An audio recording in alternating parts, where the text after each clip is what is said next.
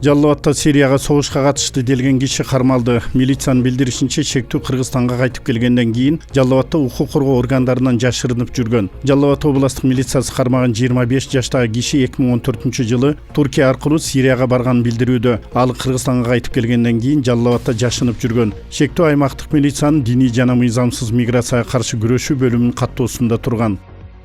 Ишкер Хуфуз Абдурахиманды уурдоого жана өлтүрүүгө шек саналып кармалган 4 кишинин бөгөт чарасы аныкталып, Бишкектин номер 1 тергөө абагына 2 айга камакка алынды. Мындай чечимди Бишкектин Свердлов райондук соту чыгарганын Бишкек шаардык ички иштер башкармалыгынын басма сөз кызматы билдирди. Шаардык милиция Ишкердин өлүмү боюнча жогорудагы 4 шектүүдөн башка дагы адамдар күбө катары суралып жатканын кабарлап, бирок алардын санын жана кимдер экенин ачык айткан жок. Ишкерди өлтүрүүгө шек саналган 4 киши 19-октябрда кармалган. Алар Абдурахимандын ак түстөгү BMW X5 автоунаасын кара түскө боеп салганы аныкталган. Шектүүлөрдүн көрсөтмөсү негизинде анын сөөгү Нарындын Кочкор районундагы автожолдон 150 метр ары жактан табылган. Анын сөөгү жерге 70-80 сантиметр тереңдикте көмүлгөн. 5-октябрда Хофур Абдурахимандын тууганы агасы 4-октябрда ак түстөгү BMW X5 автоунаасы менен Бишкектеги Мадина базарынан чыгып кеткен бойдон табылбай жатканын айтып, милицияга арыз менен кайрылган. Айрым жалпыга маалымда каражаттары кармалгандардын экөө мурда милицияда иштеп кеткенин, шектүүлөрдүн арасында уюшкан кылмыштуу топтун да мүчөсү бар экенин жазышууда. Хуфур Абдурахиман Мадина базарындагы Мадина кафесинин ээси болгон.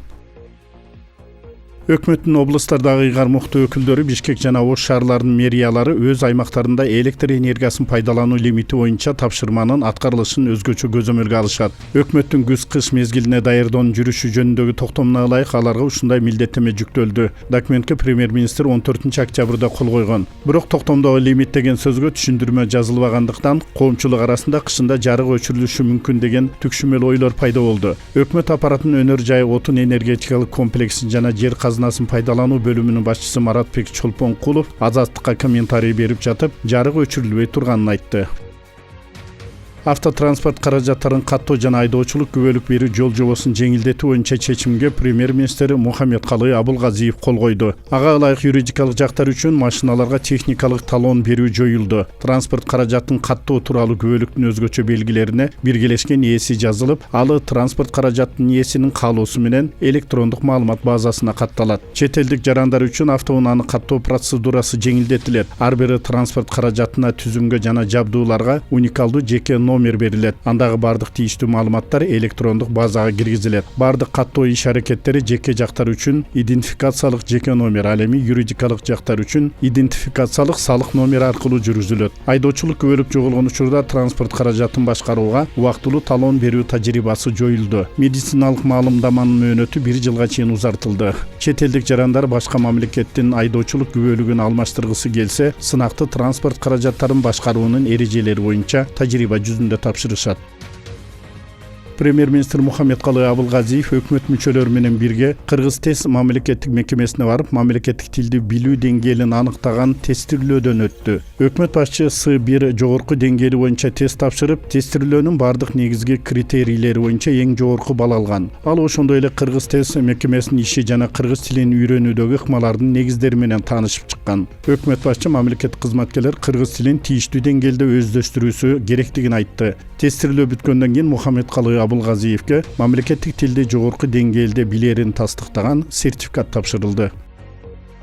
Сириялык күрттөрдүн лидери туркиялык күчтөр мүмкүнчүлүк берген шартта аскерлерин чек аралаш аймактан чыгарып кетерин билдирди. Ал бул кадамга АКШнын ортомчулугу менен жетишилген келишимдин алкагында барарын кошумчалады. Ислам мамлекети радикал тобуна каршы күрөштө АКШнын союздашы болгон Сирия демократиялык күчтөрү кыймылынын башчысы Редур Халил анын аскерлери Туркия менен чектешкен аймактан 30 чакырым алыс чыгарыларын 19-октябрда айтты. Туркиянын тышкы иштер министри Мевлют Чавушоглу жекшембиде жасаган билдирүүсүндө Анкара келишимде белгиленген коопсуз тилкелеринде бир да күрт жоосуну калышын каалабай турганын айтты. Атышуу башталганы 10 миңдей жай тургундар үй жайын таштап шаардан чыгып кетүүгө аргасыз болушкан. Анкара Сириянын түндүгүндө күрт кошундарына каршы чабуулун Трамп ал жактан америкалык аскерлерин чыгарып кеткенин 6-октябрда жарыялаган соң баштаган. Трамптын бул кадамын сындаган демократтары Туркияга санкция киргизерин айтышкан. АКШнын вице-президенти Майк Пенс Анкарада түрк президенти Режеп Тайып Эрдоган менен жолугушуп, Сириянын түндүгүндөгү операцияны убактылуу токтото турууну 17 октябрда макулдашкан. Ок атышууну токтотуу боюнча келишимге карабай Туркиянын колдоосуна ээ сириялык күчтөр менен Күрд кошундарынын ортосунда кагылышуулар 19 октябрда да катталган. Бул үчүн эки тарап бири-бирин айыптаган.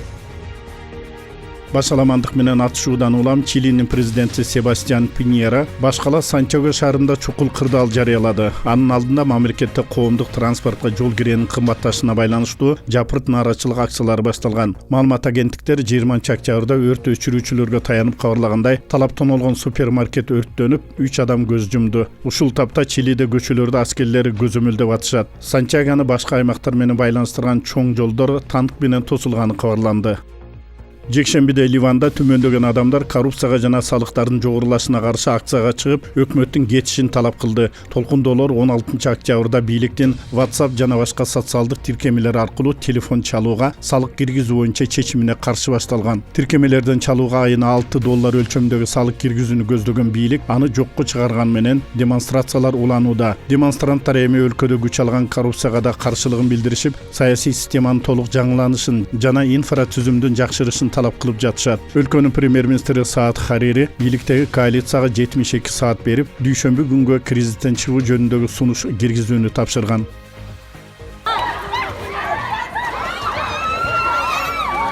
19 октябрда Азербайжандын борбору Баку шаарында уруксаат берилбеген митингдин алдында полиция оппозициянын ондогон өкүлдөрүн кармап кетти. Азаттыктын Азери кызматы кабарлагандай, кармалгандардын арасында Элдик фронт партиясынын төрагасы Али Керимли да бар. Буга чейин Баку мэриясы акцияны өткөрүүгө уруксаат берген эмес. Оппозиция өкүлдөрү митинг өтчү жер деп белгилеген аймакка эл жыйыла баштаганда полиция аларды кармап кеткен. Расмий маалымат боюнча полиция 60 адамды кармаган. Айта кетсек, ишемби күнү демократиялык күчтөрдүн улуттук кеңеши өткөрчү митингде шайлоо системасынын реформаланышы, саясий туткундардын бошотулушу сыяктуу талаптар коюлмак.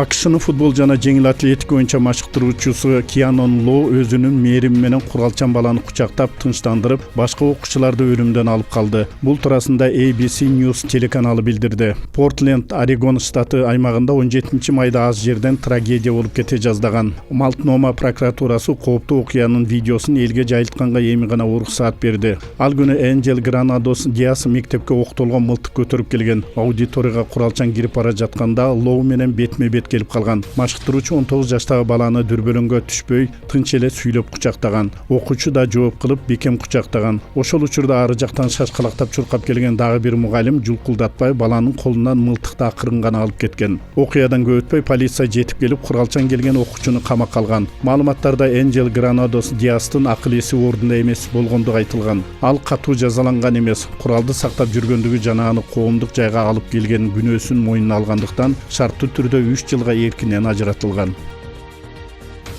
18 октябрда тарыхта алгач ирет аялдар эркектердин коштоосу жок космос мейкиндигине чыгышты. Бул тууралуу АКШнын космостук агенттиги НАСАга таянып, Евроньюз кабарлады. Америкалык астронавттар Кристина Кук жана Джессика Мейер эл аралык космостук станцияны энергия менен камсыз кылган сырткы аккумуляторлорун алмаштырышты. Алар станциянын сыртында 7 саат болгон. Бул Мейердин 4-чү, Куктун алгачкы тажрыйбасы. Жалпы эсепте аялдар космос мейкиндигине 14 жолу чыккан. Биринчиси советтик космонавт Светлана Советская болгон. Индиядагы колледждердин биринде студенттер башына картон үкөк кийип экзамен тапшырган. Бул туурасында Индия басылмаларынын бири жазган. Сынак учурунда тартылган сүрөт интернетке жайгаштырылгандан кийин дүйнөгө тарап кеткен. Үкөктүн бир жагы 4 чарчы кылып кесилип, андан балага тапшырманы көрүүгө мүмкүнчүлүк берилген. Көптөр мугалимдердин бул кадамы адамдыкка, педагогдукка жатпайт деген пикирлерин айтышты. Окуу жайдын директору тажрыйба катары жасалган кадам экендигин, мунун алдында студенттердин макулдугу алынгандыгын айткан. Анткени менен өкмөт мындай ыкманы токтотууга тапшырма берип, колледж жетекчисин жазалоого убада берди.